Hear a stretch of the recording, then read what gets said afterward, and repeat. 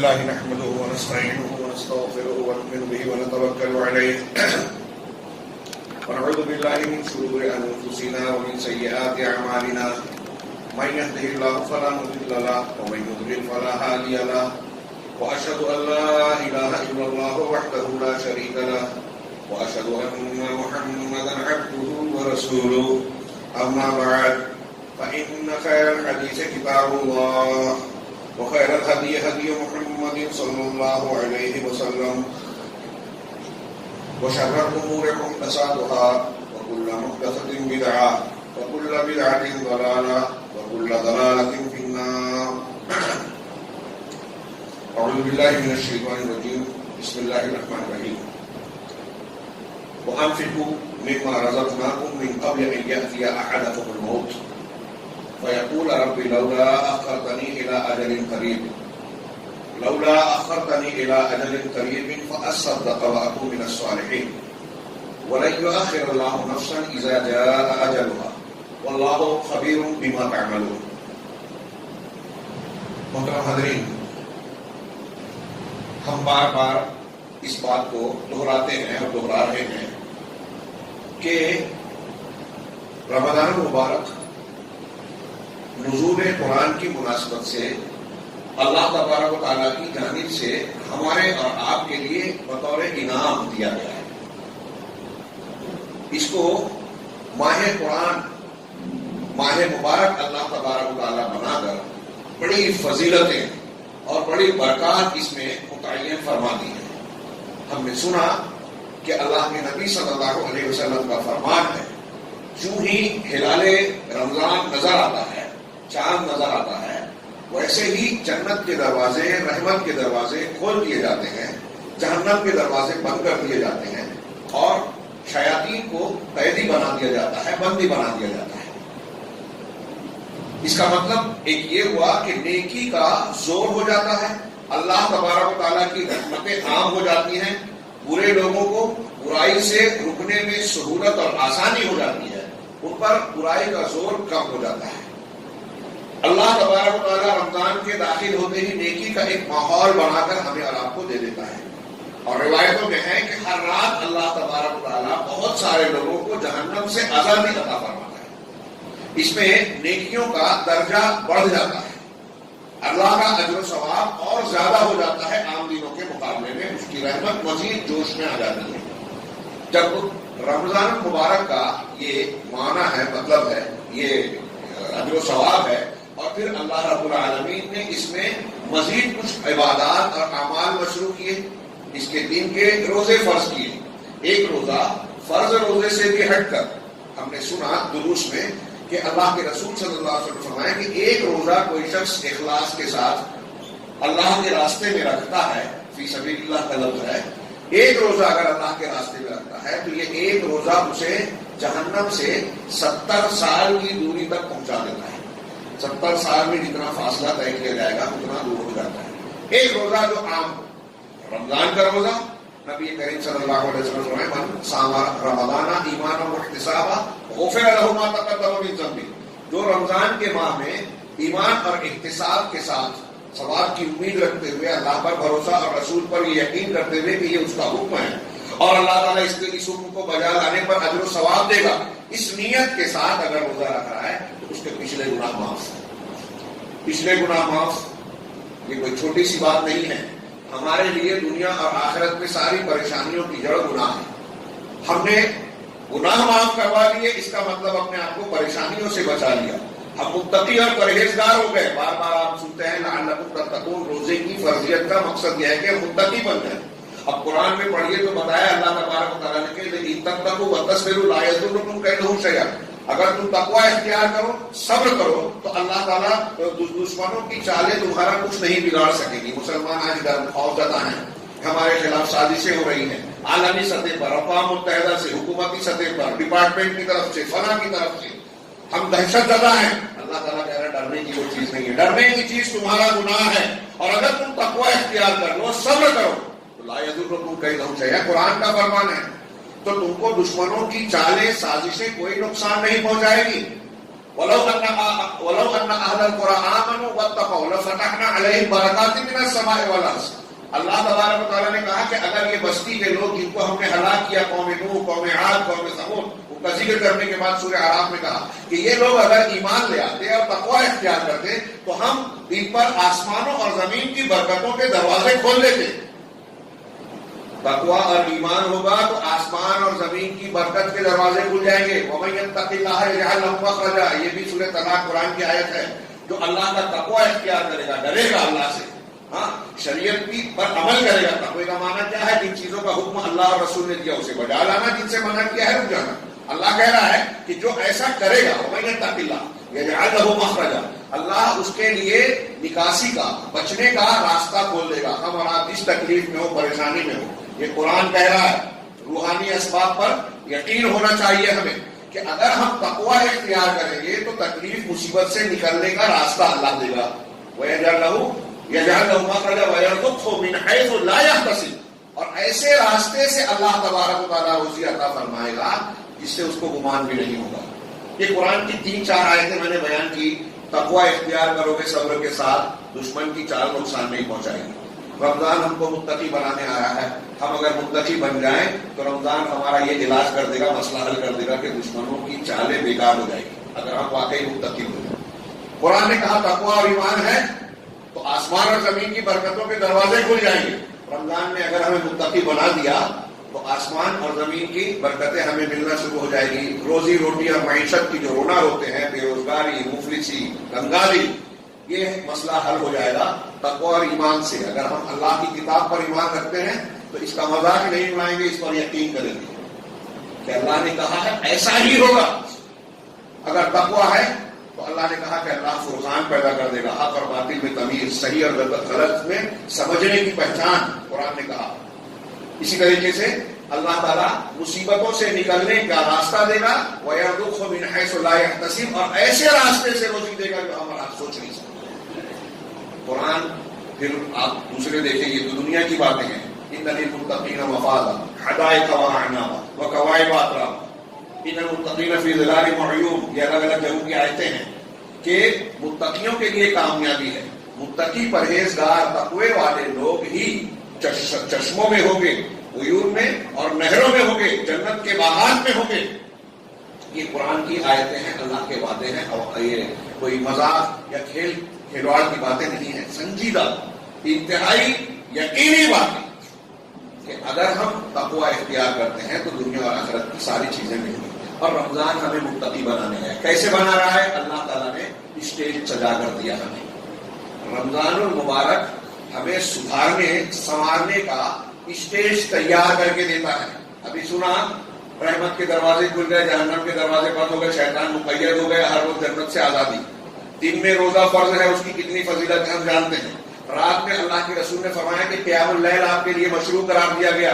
اس کو اگر ایمان و احتساب کے ساتھ، پابندی کے ساتھ، سنت کے مطابق ہم نے ادا کیا تو وہ بھی گناہوں کی بخشش کا ذریعہ ہے. غفر لہ ما تقدم کا وعدہ اس کے ساتھ بھی ہے. رات کا قیام جس کو ہم تراویح کہتے ہیں. ہاں، ہمارے یہاں 8 اور 20 کی بحث ہوتی ہے. رسول اللہ صلی اللہ علیہ وسلم نے 11 وطر کے ساتھ 11 رکعت سے زیادہ کبھی نہیں پڑھی. حضرت عائشہ صدیقہ کا بخاری وغیرہ میں بیان ہے، اور یہ ایک لمبی بحث ہے، چھوڑ دیتے ہیں ہم. لیکن یہ ثابت ہے کہ سنت 8 کی ہے.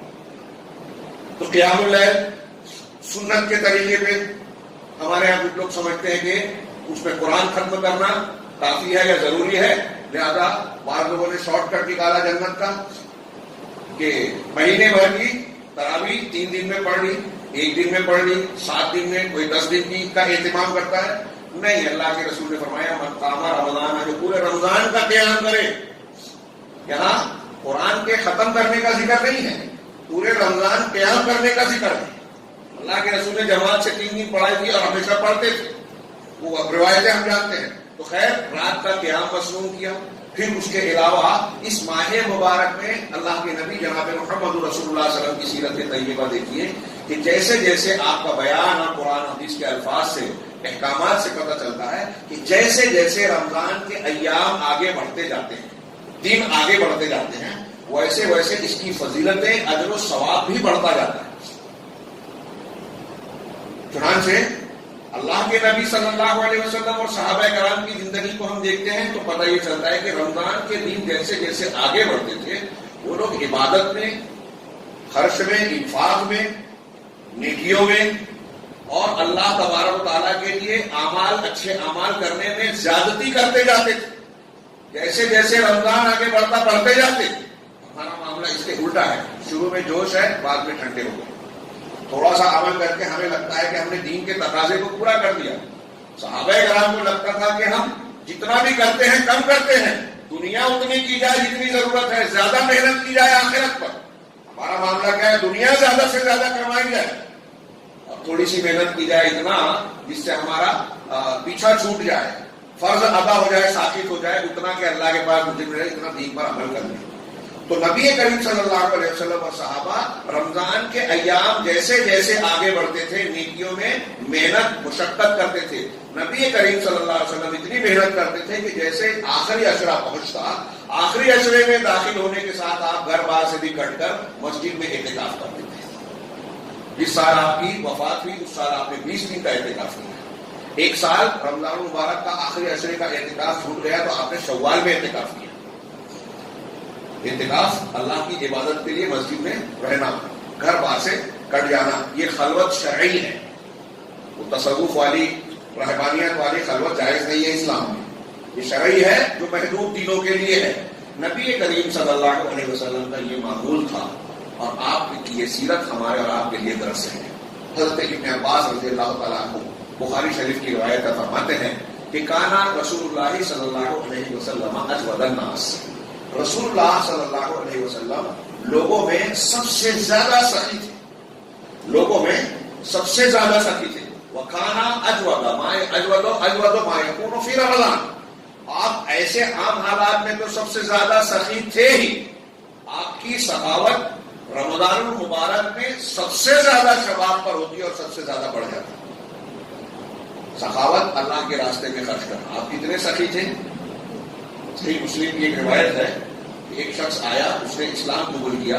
نبی کریم صلی اللہ علیہ وسلم دور قبیلے کا تھا. نبی کریم صلی اللہ علیہ وسلم نے ایک وادی بھر کے بکریاں تھیں آپ کے پاس آئی تھی. آپ نے کہا یہ پوری بکریاں لے لو. پوری بکریاں ایک بھی نہیں رکھی، سب دے دی اس کو. نیا اسلام قبول کیا. وہ لوٹ کر اپنی قوم کے لوگوں میں گیا اور اس نے کہا یہ صحیح مسلم میں کہ لوگوں محمد صلی اللہ علیہ وسلم پر ایمان لاؤ. وہ اتنا دیتے ہیں کہ انہیں ختم ہونے کا ڈر ہی نہیں لگتا. ایسے سخی آدمی. یہ نبی کریم صلی اللہ علیہ وسلم کی سیرت ہے. سچائی میں آپ دیکھیں گے تو بالکل دکھائی دے گا کہ دنیا کے سب سے زیادہ سچے انسان. امانت داری میں دنیا کے سب سے اعلیٰ درجے کے امانت دار. شجاعت اور بہادری میں دیکھیں تو آپ کے جیسا کوئی انسان پوری تاریخ میں نظر نہیں آئے گا. شرم و حیا، طاقت اور قوت مل جانے کے بعد دشمن کو معاف کر دینا فراخ دلی سے، ایسی کوئی شخصیت آج آپ کو انتہا پسندی اور دہشت گردی کی تعلیم والا کہتے ہیں، لیکن آپ سے زیادہ نرم معاف کرنے والا پوری انسانی تاریخ میں کوئی نہیں. ایسے ہی آپ سے زیادہ سخی لوگوں کو دینے والا کوئی نہیں. حضرت ابن عباس کہتے ہیں کہ آپ سب سے سخی تھے.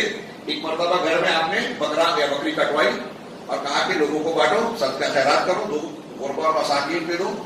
تقسیم کیا گیا. کچھ دیر کے بعد آپ نے ام المومنین حضرت عائشہ سے پوچھا کہ کتنا بچ گیا اس میں سے. کہا صرف ایک اس کا شانہ، کتف کا لفظ ہے، ما بقیہ الا کتفا، کتف ہوا کہ اس کا کتف، اس کا کندھا یا شانہ جو کہیے، اس کا صرف ایک شانہ بچا ہے. نبی کریم صلی اللہ علیہ وسلم نے جو تعلیم دی کیا بہترین. کہا نہیں، شانے کے علاوہ اس کا سارا حصہ محفوظ ہو گیا. پوری بکری جو ہم نے اللہ کے راستے میں غربا مساکین میں تقسیم کی وہ سیف ہوا ہے، ادھر وہ ہوا ہے، وہ محفوظ ہوا ہے. یہ نہیں رہ گیا یہ تو ہم کھا لیں گے، استعمال کر لیں گے. محفوظ تو وہ ہوا ہے. ہم سمجھتے ہیں جو گھر میں رکھا وہ محفوظ ہے. نبی کریم صلی اللہ علیہ وسلم نے ایک مرتبہ سوال کیا کہ ایکم احب الیہ مالہ من مال وارث. بخاری کی حدیث ہے کہ تم میں سے کون شخص ہے جس کے نزدیک اس کا مال، اس کے وارث کا مال اس کے اپنے مال سے زیادہ محبوب ہے. یعنی اپنے مال سے زیادہ وارث کا مال محبوب ہے. تو صحابہ نے کہا کہ نہیں، ہم میں تو ہر شخص اپنا مال محبوب رکھتا ہے. تو کہا اگر تمہیں اپنا مال محبوب ہے تو تمہارا مال بس وہی ہے جو تم نے زندگی میں استعمال کیا. جو تم نے استعمال کیا وہ تمہارا مال ہے. جو تم نے استعمال کیا وہ ہے، اور جو تم نے صدقہ و خیرات کر کے چھوڑ دیا وہ تمہارا مال ہے. باقی جو دنیا میں چھوڑ کر مر جاؤ گے تو وہ تو تمہارے وارث کا مال ہے. اور آج کل لوگ اسی میں زیادہ مرے جا رہے ہیں. بینک بیلنس بنایا، زمین بنائی، جائیداد پراپرٹی بنائی، یہ تو چھوڑ کے جانے والے ہیں. ایک حدیث میں فرمایا کہ ابن آدم کہتا ہے میرا مال میرا مال، حالانکہ اس کا مال وہی ہے جو کھا لیا، ختم کر دیا، پہن لیا، بوسیدہ کر دیا، اور صدقہ و خیرات کر کے اللہ کو خوش کر دیا، محفوظ کر دیا. باقی جو جمع کیا ہے آپ کی تجوری میں ہے، آپ کے کاغذات میں ہے، کورٹ میں اور فلاں ریکارڈ میں ہے، وہ آپ کا مال نہیں ہے، وہ آپ کے وارثین کا ہے. آپ کے مرنے کے بعد بچوں میں تقسیم ہوگا، ہو سکتا ہے لڑائی کریں، وہ آپ کا نہیں ہے، آپ استعمال نہیں کریں گے، آخرت میں لے کے نہیں جائیں گے. یہ میں آپ تمہید سے غور کیجئے کہ رمضان المبارک ہماری تربیت کر رہا ہے، ہم کو متقی اور پرہیزگار بنا رہا ہے. رسول اللہ صلی اللہ علیہ وسلم جہاں عبادت و ریاضت میں شدت اختیار کرتے ہیں، خوب نمازیں پڑھ رہے ہیں، قرآن کی تلاوت کر رہے ہیں. اسی حدیث میں جو بخاری کی میں پیش کر رہا ہوں اس میں یہ بھی ہے کہ اللہ کے رسول کی سخاوت رمضان میں سب سے زیادہ اعلیٰ ہوتی جب جبریل سے ملاقات کرتے. ہینا یلقاہ جبریل وکان جبریل یلقاہ فی کل لیلۃ من رمضان. اور حضرت جبریل علیہ السلام رمضان کی ہر رات میں رسول اللہ صلی اللہ علیہ وسلم سے ملاقات کرتے تھے. فیتدارسہ القرآن، اور ان کے ساتھ قرآن کا دور کرتے تھے. تراویح میں ہم دور کر رہے ہیں، حضرت جبریل، اور پورا قرآن رمضان میں حضرت جبریل سناتے تھے. اور آخری سال جس میں آپ کی وفات ہوئی 2 مرتبہ پورا نازل شدہ قرآن پڑھا، سنایا، پڑھا، دور کیا.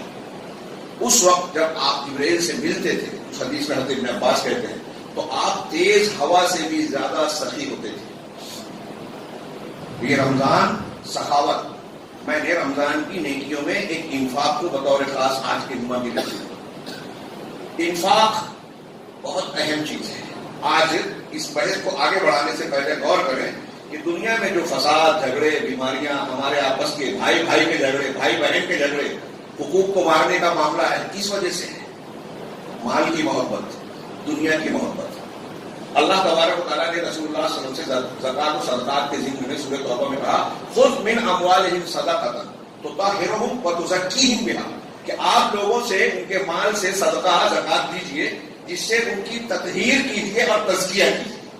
لمبی چوڑی تفصیل کا موقع نہیں، صرف تطہیر اور تزکیہ کے ظاہر میں بھی وہ صاف ہو جائے، ان کا مال صاف ہو جائے، اور باطن میں ان کا دل بھی صاف ہو جائے. کس چیز سے دل صاف ہو؟ یہ افراد کے لیے بھی ہے اور پورے معاشرے اور جماعت کے لیے بھی اللہ تعالیٰ نے رسول اللہ صلی اللہ علیہ وسلم کو سکھایا. صدقہ اور خیرات کرنے سے تزکیہ اور تطہیر ہوتی ہے، صفائی ہوتی ہے. کس چیز کی صفائی ہوتی ہے؟ جب صدقہ و خیرات بندہ کرتا ہے تو گناہ معاف ہوتے ہیں.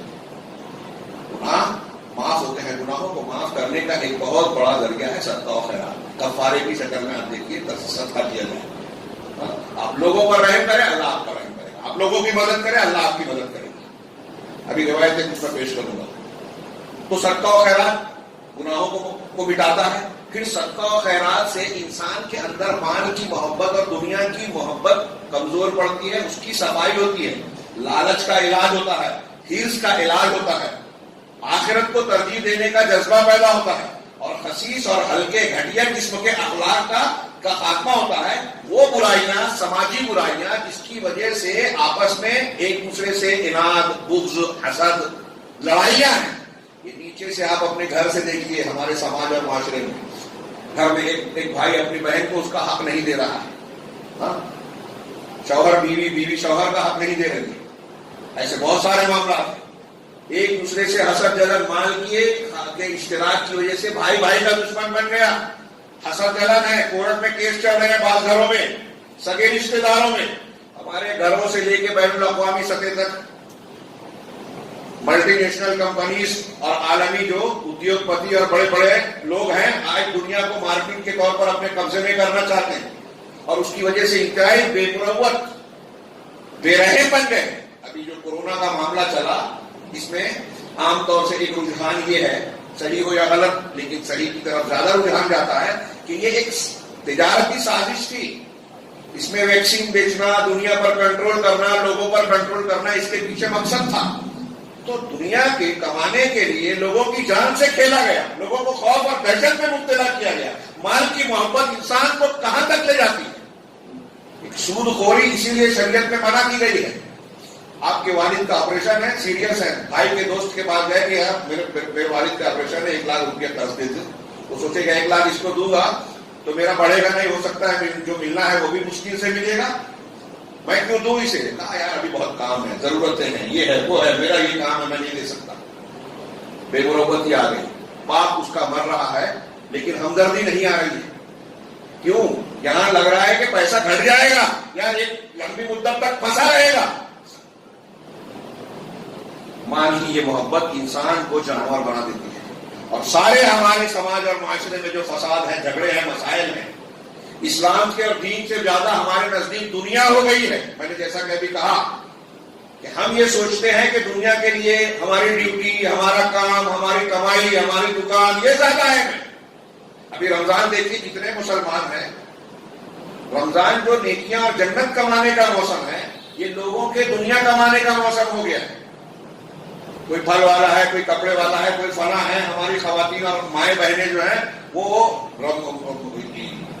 نیکیاں عبادت کرنے سے زیادہ کچن میں اور بازار میں جاتی ہیں. عید کی تیاری کرنی ہے، سحری اور افطار کی تیاری کرنی ہے، اس میں زیادہ وقت کھپتا ہے. عبادت، ریاضت اور رمضان کی برکتوں کو حاصل کرنے کے لیے کم موقع ملتا.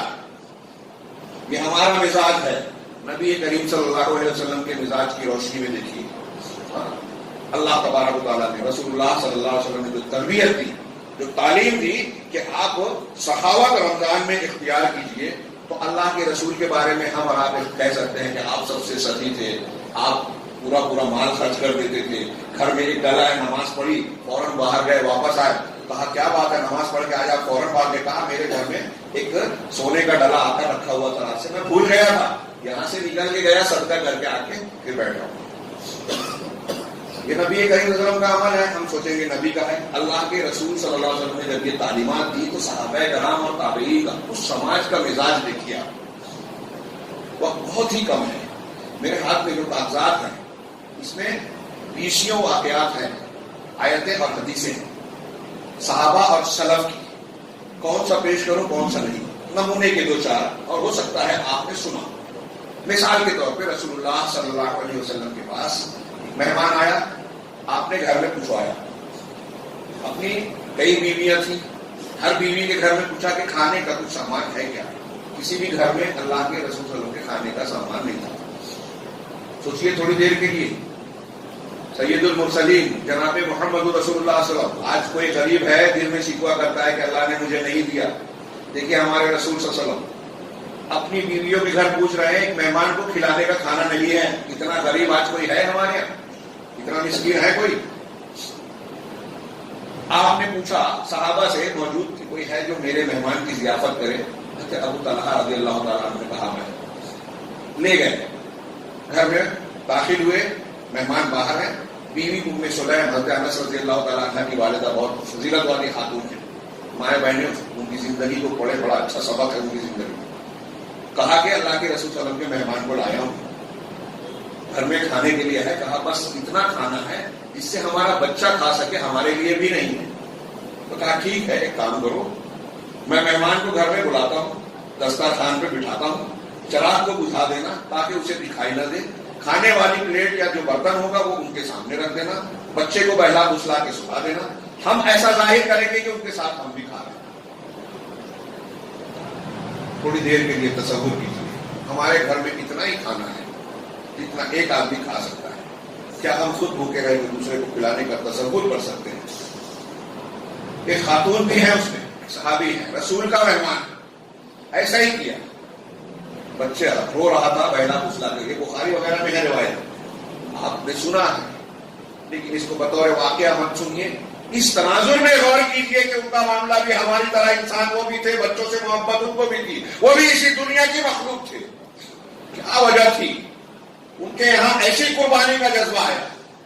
صبح میں جب اللہ کے رسول صلی اللہ علیہ وسلم کی خدمت میں حاضر ہوئے ابو طلحہ، تو اللہ تعالیٰ نے قرآن کی آیتیں سنائی کہ اللہ تعالیٰ تمہارے رات کے عمل سے بہت خوش ہوا. اور یہ آیتیں نازل کی جس میں ایک ٹکڑا یہ تھا وَيُؤْثِرُونَ عَلَىٰ أَنفُسِهِمْ وَلَوْ كَانَ بِهِمْ خَصَاصَةٌ. یہ اپنے نفس پر دوسروں کو ترجیح دیتے ہیں، اپنی شدید ضرورت ہونے کے باوجود دوسروں کو ترجیح دیتے ہیں، چاہے اگرچہ ان کو اس کی شدید ضرورت. یہی ابو طلحہ ہے.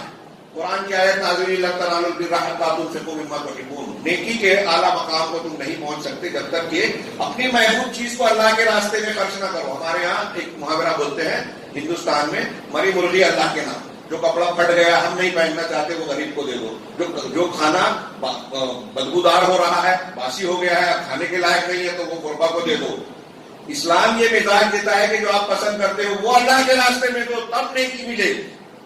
ابو طلحہ نے آگے پوچھا کہ اللہ تعالیٰ یہ کہتا ہے، کہا تھا نیکی؟ کہا میرا پسندیدہ باغ بیروحہ ہے، مدینہ کا اس وقت کا کھجور کا سب سے بڑا باغ تھا. کہا میں اسے اللہ کے راستے میں دیتا ہوں. یہ ابو طلحہ نیکی کا جذبہ. اس میں یہ نہ سوچے ہمارے یہاں سننے والے پڑھنے والے کہ ایک آدمی مالدار ہے وہی خرچ کر سکتا ہے. اگر آپ کا جذبہ صحیح ہے تو ایک کھجور جنت دلا سکتی ہے، جہنم سے بچا سکتی ہے. ثبوت کئی ہیں، بخاری مسلم کی ایک حدیث. ام المؤمنین عائشہ صدیقہ رضی اللہ تعالیٰ عنہ کہتی ہیں جاءتنی مسکینہ، میرے پاس ایک مسکین عورت آئی، ومعہا ابنتاہا، اس کے ساتھ اس کی 2 بیٹیاں تھیں. اس نے فاستطعمتھا، مجھ سے کھانا مانگا، بھوکے تھے تینوں. میں نے فاطعمتھا 3 تمرات، میں نے انہیں 3 کھجوریں دی. اس سے زیادہ میرے پاس تھی بھی نہیں. ام المومنین اللہ کے رسول صلی اللہ علیہ وسلم کے گھر میں 3 کھجوریں، اب تینوں کھجوریں دے دی. تھوڑی دیر کے لیے مزاج چونکہ ہمارے گھر میں تھوڑا ہے، کیا ہم وہ دینے کا تصور کرتے ہیں کیا؟ نہیں، ابھی تو ہم کو ضرورت ہے. بھرا ہے تب بھی ہم سوچتے ہیں کہ ابھی ضرورت پڑے گی. میں نے تینوں دے دیا. کہا اس نے ایک کھجور اپنی دونوں بیٹیوں کو دیا اور تیسری خود کھانا چاہتی تھی. ابھی وہ اپنا کھانے کے لیے منہ کی طرف بڑھائی کہ دونوں بچیوں نے اس کی کھجور بھی مانگ لی، ہاتھ پھیلا دیا. اپنی کھجوریں کھا لی، چٹ کر لی اور ان کی کھجور کی طرف ہاتھ پھیلا دیا. اس عورت نے دیکھا تو اس کھجور کو 2 حصوں میں توڑا، آدھا دونوں کو دے دیا. کہا مجھے اس کی یہ بات بہت عجیب لگی. فاعجبنی ذلک، من شأنہا، اس کی یہ شان حالت مجھے بڑی اچھی لگی اور بڑی عجیب لگی. دونوں ترجمہ کر سکتے ہیں. پھر جب رسول اللہ صلی اللہ علیہ وسلم تشریف لائے تو میں نے آپ کو یہ بات بتائی. اللہ کے رسول صلی اللہ علیہ وسلم نے سننے کے بعد کہا کہ اس نے جو عمل کیا اس کے بدلے میں اللہ تبارک و تعالیٰ نے اس پر جنت واجب کر دی یا اس کو جہنم سے آزاد کر دیا. غور کیجیے، ام المومنین حضرت عائشہ نے کھجوریں دی. بچیوں کو دینے کے بعد اس کی اپنی 1 کھجور تھی. اس نے اپنی 1 کھجور اس نے بھی کمایا نہیں تھا، ام المومنین نے دیا تھا. اتنی غریب عورت تھی لیکن اپنی بھوک اور شدت کے باوجود اس 1 کھجور کو بچیوں میں دے دیا. 1 کھجور کی وجہ سے اللہ نے جہنم سے آزاد کیا، جنت میں داخلہ دے دیا. فرمان رسول ہے اور مضبوط حدیث ہے. اللہ کے رسول نے کئی حدیثوں میں فرمایا اتقوا النار ولو بشق تمرہ، جہنم کی آگ سے بچو چاہے کھجور کے 1 ٹکڑے ہی کے ذریعے سے کیوں نہ ہو. صحابہ کرام کا مزاج آپ دیکھیے. میں نے کہا کتنے واقعات ہیں خرچ کرنے کا عجیب و غریب، دوسرے کے کام آنے کا عجیب و غریب. اللہ کے رسول صلی اللہ علیہ وسلم نے ان کی تربیت کی تھی، وہ آخرت پر نظر رکھتے تھے. ایک صحابی، صحیح مسلم کی روایت ہے، ان کے ایک مقروض تھے، قرض میں ڈوبے ہوئے تھے، قرض زیادہ تھا. ان کو جب پوچھنے جاتے تو یہ ان کو دیکھ کر جو مقروض تھے وہ چھپتے تھے. ایک دن مقابلہ سامنا ہو گیا تو کہا کہ تم مجھ سے مل نہیں رہے ہو، کیا بات ہے، بتلا رہے ہو؟ تو کہا اصل میں انا محسن، میں تنگ دست ہوں، پریشان حال. تو انہوں نے کہا اللہ کی قسم ایسا ہی ہے؟ کہا ہاں اللہ کی قسم ایسا ہی ہے. تو انہوں نے کہا کہ تب ٹھیک ہے میں تم کو معاف کرتا ہوں، کیونکہ میں نے رسول اللہ صلی اللہ علیہ وسلم کو کہتے ہوئے سنا ہے کہ جو شخص کسی تنگ دست کو مہلت دے یا معاف کر دے اللہ تعالیٰ قیامت کی مصیبت اس سے دور کر دے گا. مجھے قیامت کی مصیبت دور کر دے گی، میں تم کو معاف کرتا ہوں. کتنے واقعات تاریخ میں صحابہ کرام کی زندگیوں میں ملے. آج ہم اس کو جب ذکر کرتے ہیں تو اپنے سماج میں ایسا محسوس ہوتا ہے کہ افسانہ بیان کرتے ہیں. آپ سوچیں گے کہ یہ صحابہ تھے. بعد کے زمانوں میں دیکھیے اس میں بعض جگہوں پہ لوگ مقابلہ کرتے تھے، یہ فیصلہ نہیں کر پاتے تھے کہ فلاں زیادہ سخی ہے یا فلاں زیادہ سخی ہے. ایک روایت بدر الدین ابن جماعہ نے نقل کی، طبقات الشافعیہ الکبریٰ میں یہ واقعہ نقل ہے. بدر الدین ابن جماعہ عیسی ابن عبد السلام بہت بھاری زبردست عالم گزرے ہیں 3ری 4تھی صدی کے، سلفی عالم. شمس العلماء کہتے ہیں، سلطان العلماء کہتے ہیں، بدر الدین علامہ ابن عز الدین عبدالسلام ابن عبدالسلام دمشق میں رہتے تھے، شام کا دارالخلافہ دمشق، وہاں رہتے تھے۔ ایک مرتبہ وہاں بڑی معاشی طور سے بحرانی کیفیت آئی، بڑا قیمتیں بڑھ گئی، لوگوں کے پاس پیسے کی قلت ہو گئی، نتیجے میں بڑے بڑے مالدار لوگ بھی اپنے بڑے بڑے باغات کو، باغوں کا شہر علاقہ ہے سرسبز و شاداب، بڑے بڑے باغات انتہائی کم قیمت میں بیچنے لگے، انتہائی کم قیمت میں۔ حضرت عیسی ابن عبدالسلام کی بیوی نے ان کو بلایا اور کہا کہ دیکھیے یہاں باغات بڑے سستے ہو گئے ہیں، میرے پاس یہ سونے کا ڈلا ہے، یہ آپ لے جا کے بیچ لیں اور اس قیمت کا ایک باغ خرید لیں، ہم گرمیوں کے موسم میں وہاں وقت گزارا کریں گے، وہاں تھوڑا آرام کیا کریں گے، خوشگوار ہوا اور ماحول پائیں گے، تو ایک باغ خرید لیجیے اس کو بیچ کر۔ عیسی ابن عبدالسلام نے وہ ڈلا لیا، بازار میں جا کر اسے بیچا، اس مال کو غربا اور مساکین میں تقسیم کر دیا۔ گھر واپس لوٹے تو بیوی نے سوال کیا، مائیں بہنیں سوچے ہیں ہماری مائیں بہنیں پہلے کی کیسی تھی، بیوی نے سوال کیا، یا سیدی اشتریت لنا بستانا، کہ کیا آپ نے آقا کیا آپ نے باغ خرید لیا؟ تو عیسی ابن عبدالسلام نے کہا ہاں میں نے خرید لیا، لیکن جنت میں خریدا۔ کہا وہ کیسے؟ کہا لوگوں کو بڑی تنگی تھی، پریشانی تھی، بھوک پیاس سے پریشان تھے، لہذا میں نے تمہارے ڈلے کے پیسے کو ان میں تقسیم کر دیا اور جنت میں باغ خرید لیا۔ تو اس عورت نے یہ نہیں کہا کہ یہ تم نے کیا کیا، تانا زنی کی، نہیں، بلکہ کہا جزاک اللہ خیر، اللہ آپ کو جزائے خیر دے، بہت صحیح کام کیا، بہت اچھا کام کیا۔ تمہاری خواتین کا یہ مزاج تھا، میں نے اس سے پہلے ذکر کیا تھا، ام المومنین حضرت عائشہ صدیقہ کے پاس امیر معاویہ نے 1,00,000 درہم بھیجا، 1,00,000 بھیجا، 1,00,000۔ دوسرے دن بھر کے اندر انہوں نے سارا پیسہ غربا مساکین مستحقین میں بانٹ دیا۔ سوچئے، میں نے شاید پچھلے جمعہ مالیگاؤں میں اسے بیان کیا تھا اور کہا تھا سوچو غور کرو، ہمارے پاس 1,00,000 آئے گا، ایک حضرت طلحہ کا ہے، ان کے پاس حضرت سے 7,00,000 درہم آئے اور دن بھر میں بانٹ ڈالا مجھے۔ حضرت عائشہ کے پاس 1,00,000 آیا، بانٹا۔ خادمہ نے کہا جب آخری بھی بانٹ دیا تو خادمہ نے کہا کہ ارے 1 درہم تو رکھتی آپ، تاکہ ہم اس کا گوشت خرید لیتے اور آپ اس سے افطار کر لیتے، آپ روزے سے ہیں۔ کہا لو ذکرتی نہیں لفعلت، اگر تم پہلے یاد دلاتی تو میں ایسا کرتی۔ پورا 1,00,000 بانٹ دیا، اپنے بارے میں نہیں سوچا۔ خادمہ نے یاد دلاتا، کہا پہلے یاد دلاتا۔ ہمارے پاس اگر اتنی رقم آئے گی تو ہم کیا کیا پلاننگ کریں گے، آپ سوچ سکتے ہیں۔ کسی غریب مسکین کو اس میں سے کتنا پرسنٹیج دینا ہے، ہم سوچیں گے چلو اتنا دے دیتے، پھر کچھ بات سوچیں گے نہیں اپنا فلاں کام بھی نکل جائے گا اور کم کر دو، بعد میں دیکھا جائے گا۔ ہم دینے میں کاٹ کسر کریں گے، رکھنے میں کاٹ کسر کرتے تھے۔ ایسے واقعات ہمارے اسلاف کے یہاں بھرے پڑے ہیں۔ کاش کے موقع ہوتا میں کچھ اور بیان کرتا، میں اس بنیاد کو کہ ان کے اندر یہ مزاج تھا ہمارے اندر نہیں ہے کیوں۔ ابھی میں نے کچھ 1-2 روایتیں جو سنائی تو صحابی رسول نے ایک مقروض کو کیوں معاف کیا کہ اللہ تعالیٰ قیامت کے دن معاف کرے۔ ان کا مزاج یہ تھا کہ ہم لوگوں کے کام آئیں گے تو اللہ ہماری مدد کرے گا۔ واللہ فی عون العبد ما کان العبد فی عون اخیہ، اللہ بندے کی مدد میں رہتا ہے جب تک بندہ اپنے بھائی کی مدد کرتا ہے۔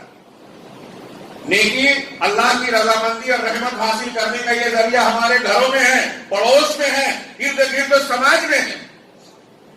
آپ یتیم کی کفالت کیجیے، معمولی بات نہیں ہے۔ انا وکافل الیتیم کہاتین، میں اور یتیم کی خدمت کرنے والا، کفالت کرنے والا جنت میں ایسے ہو گیا، اللہ کے رسول نے بتایا 2 روپیوں کا اظہار کرنا۔ صحابہ کرام یتیموں کی پرورش کرنے کے لیے یتیم خانہ نہیں بناتے تھے کہ وہاں پیسہ چندہ بھیج دو ہمارا کام ختم، اپنے گھروں میں یتیم کو لا کے رکھتے تھے، اپنے بچے سے زیادہ اس کا خیال کرتے تھے کہ یہ ہماری جنت ہے، جنت کا راستہ ہے، اور اللہ کے رسول کی رفاقت جنت میں ملے چھوٹی بات ہے۔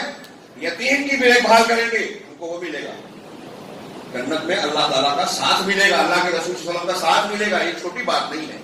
بخاری مسلم میں اللہ کے حضرت ابو ہریرہ رضی اللہ تعالیٰ عنہ کی بڑی مشہور روایت ہے کہ الساعی علی المسکین، کہ مسکین اور بیوہ کے لیے دوڑ دھوپ کرنے والا شخص، بخاری مسلم کی حدیث میں ہے، حضرت ابو ہریرہ کہتے ہیں اللہ کے رسول نے فرمایا کہ مسکین کے لیے دوڑ دھوپ کرنے والا شخص کل مجاہد فی سبیل اللہ، ایسا ہے جیسے اللہ کے راستے میں مسلسل جہاد کرنے والا۔ راوی کہتے ہیں کہ وَأَحْسِبُهُ قال، اور مجھے خیال گزرتا ہے کہ انہوں نے یہ بھی بیان کیا کہ جو شخص ایسا کرتا ہے وہ اللہ کے راستے میں وہ مسلسل نماز پڑھنے والا اور وہ مسلسل روزے رکھنے والا جو روزے کو نہ چھوڑے، اور مسلسل نماز پڑھنے والا ہے جو نماز میں انقطاع نہ کرے۔ ہم میں سے کوئی شخص ہے جو بغیر روزے کے دن گزارے، وہ مسلسل روزہ رکھے، بغیر روزے کے نہ رہے؟ کوئی شخص ہے جو مسلسل نماز پڑھ سکے؟ ہم کوئی ایسا عمل نہیں کر سکتے، لیکن اللہ کے رسول کہہ رہے ہیں کہ اگر بیوہ، یتیموں، مسکینوں کے لیے اگر آپ دوڑ دھوپ کرتے ہو، خرچ کرو، ضروری نہیں ہے۔ ہم سوچتے ہیں کہ ہمارے پاس مال ہوگا تبھی، مواسات اور ہمدردی صرف مال سے نہیں ہوتی۔ اللہ نے آپ کو صحت دی ہے، آپ دوڑ دھوپ کیجیے۔ اللہ نے آپ کو علم دیا ہے، اپنے علم کا استعمال کر کے لوگوں کی مدد کیجیے، جہالت بدعت کو دور کیجیے، ان کو غلط کاموں سے بچائیے، تلقین کیجیے۔ اللہ تبارک و تعالیٰ نے آپ کو اقتدار اور حیثیت دی ہے تو کسی کا کام آپ کہیں سفارش کر کے کروا سکتے ہو، کروا دیجیے۔ جس طریقے سے آپ دوسروں کے کام آ سکتے ہیں آپ ان کے کام آئیے، یہ قرآن و حدیث کی تعلیم ہے۔ اور صحابہ کرام کا یہ مزاج کیوں بنتا تھا؟ یہ اس لیے کہ یہ آخرت پر ایمان رکھتے تھے۔ انفاق، اللہ کے راستے میں خرچ کرنے کی فضیلتیں اللہ تعالیٰ نے جیسے قرآن میں بتایا، مثل الذین ینفقون اموالهم فی سبیل اللہ، جو لوگ اپنے مالوں کو اللہ کے راستے میں خرچ کرتے ہیں، کمثل حبہ، اس کی مثال ایک دانے کی طرح ہے، انبتت سبع سنابل، ایک دانہ آپ زمین میں ڈال رہے ہیں، 7 بالیاں اگا رہا ہے، ایک دانے سے 7 بالی، فی کل سنبلۃ 100 حبہ، ہر بالی میں 100 دانے۔ اب ایک دانے سے 7 بالیاں، ہر بالی میں 100 دانے، تو ایک کا 700 ہو گیا۔ اللہ نے آگے فرمایا واللہ یضاعف لمن یشاء، اور اللہ جس کو چاہتا ہے اور بڑھاتا ہے۔ یہ اجر و ثواب ہے۔ اب آپ اور ہم سنتے ہیں، ہم کو لگتا ہے یہ کیا ہے، بار بار تو سنتے ہیں۔ صحابہ کرام سنتے تھے تو ان کے دل میں لالچ پیدا ہوتا تھا۔ جب خرچ کا موقع آیا، رمضان کا موقع آیا، اللہ کے رسول نے بتایا کہ جو ایک روزے دار کو افطار کرے گا اس کو روزے کا ثواب ملے گا، تو غریب آدمی بھی ڈھونڈتا تھا۔ اللہ کے رسول صاحب کہتا تھا میرے پاس تو کچھ ہے نہیں، ثواب کیسے پاؤں؟ کہا ایک کھجور سے بھی کرا دو تو چل جائے، ایک گھونٹ پانی بھی پیش کر دو تو تم کو روزے کا ثواب مل جائے گا۔ وہ بے چین ہو جاتے تھے کہ کہاں سے خرچ کرے، کہاں سے پائیں فضیلت کو۔ اللہ کے رسول نے اعلان کیا تبوک میں،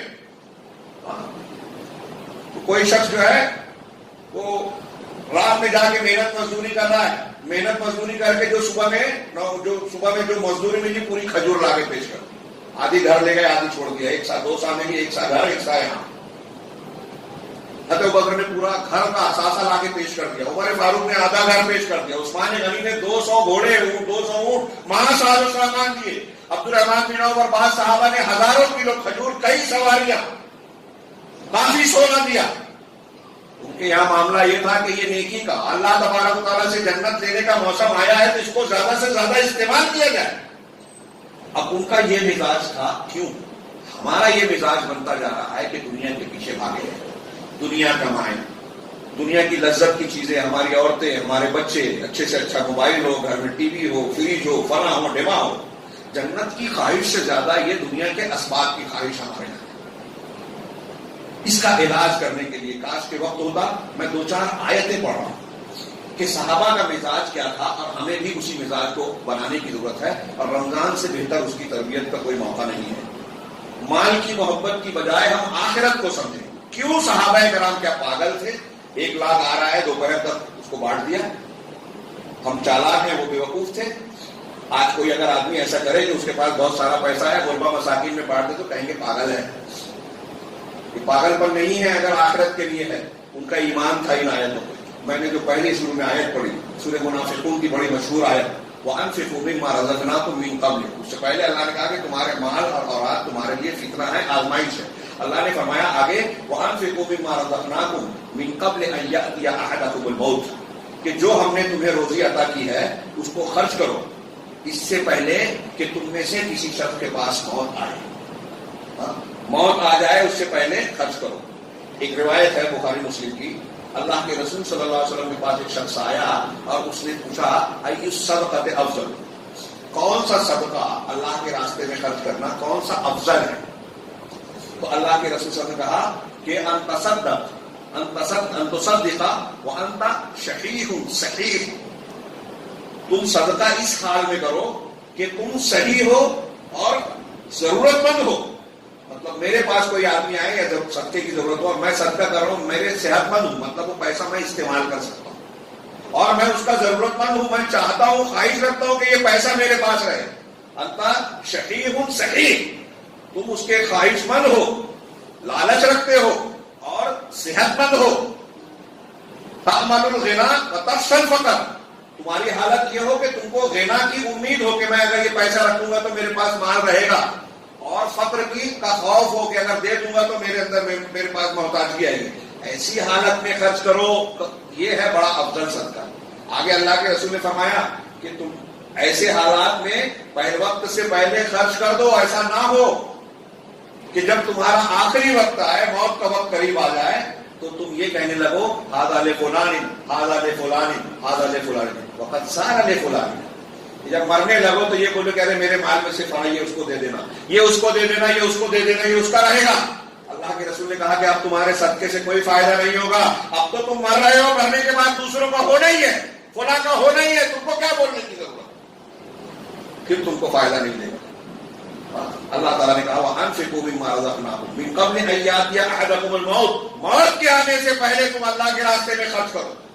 علماء نے یہاں ایک نقطہ اور بھی بیان کیا اور کہا کہ غور کیجیے، اللہ تعالیٰ نے یہ نہیں کہا کہ موت کے آنے سے پہلے نماز پڑھ لو، روزہ رکھ لو، فلاں فلاں کام کر لو. کیوں؟ اس لیے کہ مال کی محبت انسان کو دنیا کی طرف کھینچتی ہے. ہاں، اور مال جب راستے میں اللہ کے خرچ کرتا ہے بندہ اللہ واسطے اخلاص کے ساتھ، اس کا مطلب یہ کہ اس کے اندر واقعی اللہ کی محبت ہے، آخرت کی چاہت ہے، اللہ کے اجر و ثواب کی امید ہے کہ وہ دل سے قربانی دے رہا ہے.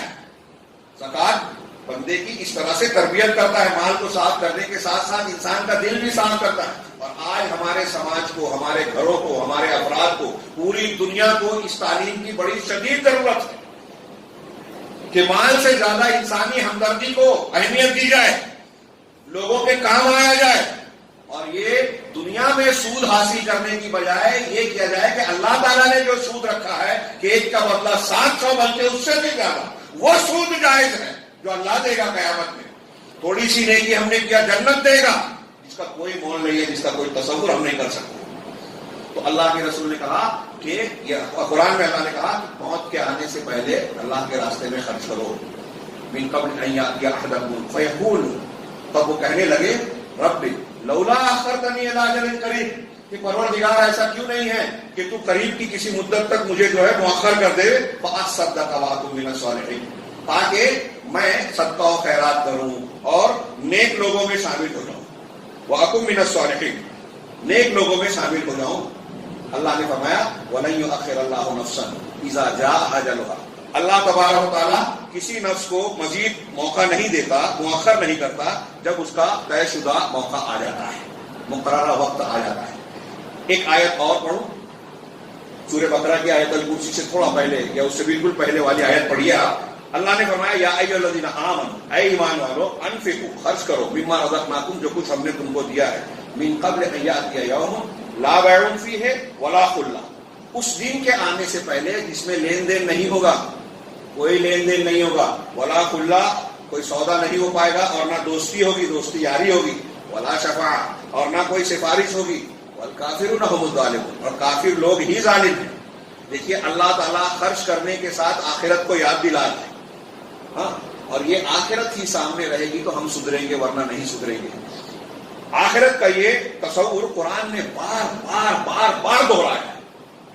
آپ کوئی آیت، کوئی صفحہ قرآن کا نہیں پائیں گے کہ اللہ تعالیٰ نے کوئی چیز سکھائی ہو، تعلیم دی ہو، حکم بیان کیا ہو، اور اپنے تقوی کا اور اس کے اجر کا اور نہ کرنے پر اس کے عذاب کی وعید نہ سنائی ہو، اجر کا وعدہ نہ کیا ہو اچھا کام کرنے پر. لہذا صحابہ کرام کی تربیت قرآن نے اسی طریقے سے کی. ہمارے دلوں کو بھی قرآن کی یہ آیتیں جھنجھوڑ رہی ہے. 2-3 آیتیں میں ترجمہ صرف کرتا ہوں اور بات کو ختم کرتا ہوں. اللہ تبارک و تعالیٰ نے کہ ہم اور آپ تصور کریں. اللہ نے کہا یا ایھا الناس اتقوا ربکم، یا ایھا الناس اتقوا ربکم ان زلزلۃ الساعۃ شیء عظیم، سورہ حج کی پہلی آیت کہ اے لوگو، دنیا کے لوگو، ہاں اللہ سے ڈرو، اللہ کا تقوی اختیار کرو. یقیناً قیامت کا زلزلہ بہت بڑی چیز ہے، شیء عظیم، ہمارا آپ تصور نہیں کر سکتے، اس کا نقشہ کھینچا رب العالمین نے، انسان تصور کر لے تو جھنجھڑ جائے۔ اللہ نے فرمایا کہ یوم ترونہا، جب اس زلزلے کو تم دیکھو گے، تذہل کل مرضعۃ عما ارضعت، ہر دودھ پلانے والی ماں اپنے دودھ پینے والے بچے سے غافل ہو جائے گی، وہ انسانوں کی ماں ہو یا حیوانات کی، جانوروں کی۔ دنیا میں جب مصیبت آتی ہے تو ہر ماں اپنے بچے کو بچاتی ہے کہ میں مجھ پر آ جائے مصیبت، بچہ محفوظ ہے، لیکن قیامت کا زلزلہ جب آئے گا تو دودھ پینے والے بچے سے مائیں غافل ہو جائیں گی۔ وَتَذْهَلُ كُلُّ مُرْضِعَةٍ عَمَّا أَرْضَعَتْ وَتَضَعُ كُلُّ ذَاتِ حَمْلٍ حَمْلَهَا، اور ہر حمل والی حاملہ اپنے حمل کو گرا دے گی۔ وَتَرَى النَّاسَ سُكَارَىٰ، اور لوگوں کو تم مدہوش ایسا پاؤ گے، ایسا دیکھو گے کہ وہ نشے میں ہیں۔ وَمَا هُمْ بِسُكَارَىٰ، حالانکہ وہ مدہوش نہیں ہوگے۔ وَلَٰكِنَّ عَذَابَ اللَّهِ شَدِيدٌ، اللہ کا عذاب بہت سخت ہوگا۔ اس کی ہولناکی سے یہ منظر سامنے آئے گا۔ اللہ تبارک و تعالیٰ نے کہا اس دن کے بارے میں، یوم تکون السماء کالمہل، اس دن آسمان پگھلے ہوئے تانبے کی طرح ہوگا، ہاں، وتکون الجبال کالعہن، اور یہ پہاڑیاں یہ دھلی ہوئی روئی کی طرح ہوں گی۔ ولا يسأل حمیم حمیما، کوئی گہرا دوست اپنے دوست کو پوچھے گا نہیں۔ یود المجرم لو یفتدی من عذاب یومئذ ببنیہ، ایک مجرم انسان یہ پسند کرے گا کہ اس دن کے عذاب کے بدلے میں اپنے بچوں کو فدیے میں دے دے، وصاحبتہ واخیہ، اپنی بیوی کو دے دے، اپنے بھائی کو دے دے، وفصیلتہ التی تؤویہ، اور اپنے پورے گھر اور کنبے کو دے دے، ثم ینجیہ، اس کے بعد اللہ اس کو چھوڑ دے ہوئے نجات دے دے۔ جن خاندان میں ان کی دوستی میں ہم مرے جاتے ہیں، حلال حرام کی تمیز لوگ مٹا دیتے ہیں، مال کی محبت میں آج لوگ سود کھا رہے ہیں، اللہ کے اور رسول سے دشمنی کا اعلان کر رہے ہیں، بے ایمانیاں کرتے ہیں، حقوق پاتے ہیں، ماں باپ بہن بھائیوں کا حصہ نہیں دیتے، اسی اپنے چکر میں جن کے چکر میں کرتا ہے کہ بھائی کا مار کے بیٹے کو دے دے۔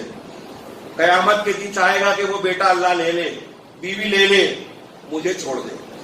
یہ قرآن کہہ رہا ہے، اللہ اللہ نے کہا ایسا ہرگز نہیں ہوگا۔ انہا لظیٰ، یہ جہنم کی آگ جو ہے نا، ایک شعلہ ہے، لپٹ ہے بڑی، نزاعۃ للشوا، چمڑیوں کو جھلسا دینے والی ہے، ادھیڑ دینے والی ہے۔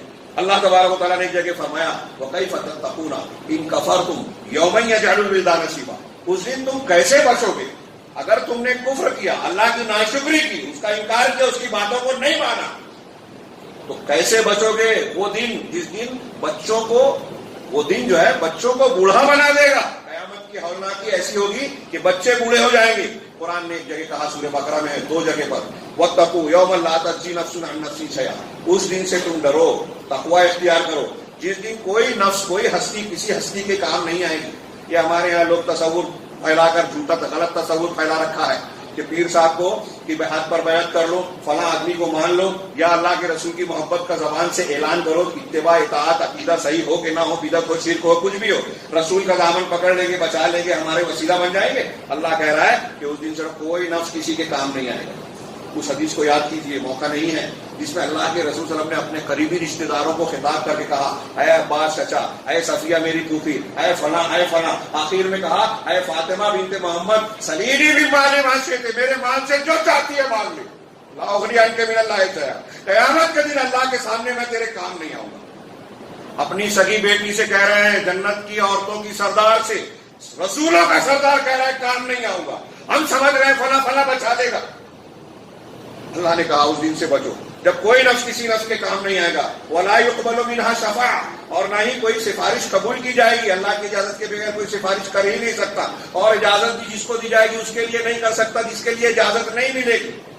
وَلَا يُؤْخَذُ مِنْهَا عَدْلٌ، اور نہ کوئی اس کا بدلہ، ہمارے یہاں رہتا ہے نا کہ کچھ لے دے کے مسئلہ حل کر لو، پولیس اسٹیشن میں، حکومت میں، منسٹر کو ٹیبل کے نیچے سے اوپر سے کچھ لے دے کے بھی وہاں معاملہ حل نہیں ہوگا۔ وَلَا هُمْ يُنصَرُونَ، اور نہ ان کی کوئی مدد کی جائے گی۔ یوم لا تملک نفس لنفس شیئا والامر یومئذ للہ، یہ سورہ انفطار میں اللہ نے کہا کہ اس دن کوئی نفس، کوئی ہستی کسی کی کچھ بھی مالک نہیں ہوگی، کچھ اختیار نہیں ہوگا، پورا معاملہ اللہ کے اختیار میں ہوگا۔